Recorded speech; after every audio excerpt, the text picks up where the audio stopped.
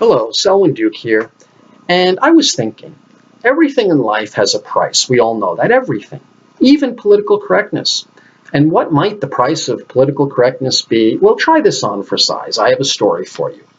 Back in 2002, there was an FBI agent. Gamal Abdel Hafiz was his name. He was born in Cairo, Egypt, and he moved to the United States. And one day he refused to do his duty. He wouldn't record a criminal suspect. And you know what his reason was? He said, unabashedly, a Muslim doesn't record another Muslim. A Muslim doesn't record another Muslim. Imagine that. Well, one of his colleagues, taken aback, he couldn't believe it, he called the superior and he reported the incident. But instead of the superior taking action and being taken aback himself, he simply said, "You have to understand where he's coming from, Bob." Wow, you have to understand where he's coming from. Now let's think about this. If there were a Catholic FBI agent and he said one day that he wouldn't do his duty because a Catholic doesn't record another Catholic, or if an Episcopalian FBI agent said an Episcopalian doesn't record another Episcopalian, how long would that person remain in his position? Would he see the next morning? We all know the answer. But let's move on. More on Abdel Hafiz later.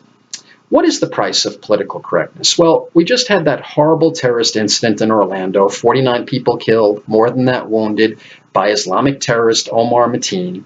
And here's what writer Daniel Greenfield has to say about Mateen. Quote, he, Mateen, talked about killing people when he worked at G4S Security, a federal contractor that provided services to the Department of Homeland Security and the State Department.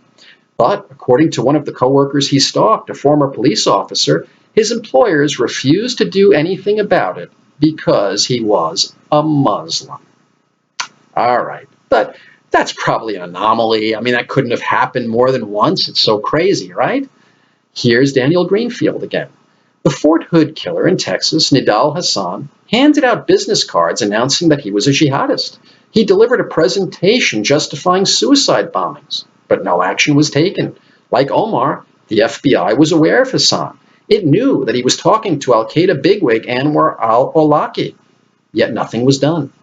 Instead of worrying about his future victims, the FBI was concerned that investigating him and interviewing him would harm Hassan's career. Well, perish the thought. I mean, you can't risk harming the career of a Muslim, right? Those are two instances, though. Could there really be more? Well, Daniel Greenfield again. The neighbors of San Bernardino killer Saeed Rizwan Farouk and Tashfeen Malik noticed that something strange was going on, but they were afraid of profiling Muslims. And on it goes. I remember shortly after 9/11, I read that there were people who were suspicious of the 9/11 hijackers, even some of the people who trained them to fly airplanes. They were suspicious because the 9/11 hijackers didn't want to learn flying in its entirety. They just wanted to learn a certain narrow aspect of it. But these people wouldn't report these 9/11 hijackers because they were afraid of being construed as being bigoted. Well, that is the price of political correctness. And I started out talking about this fellow Abdel Hafiz, right, the FBI agent who wouldn't record other Muslims. Well, how did that story end? Did it have a happy ending? Well, he wasn't fired. Instead, he moved on to bigger and better things. And how does this grab you? Now he's a Homeland Security advisor to Barack Obama, advising our so-called president on the threat of Islamic terrorism. And that is the price of political correctness.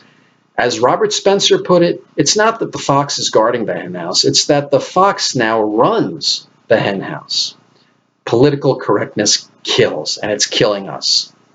This is Selwyn Duke. God bless, and have a great day.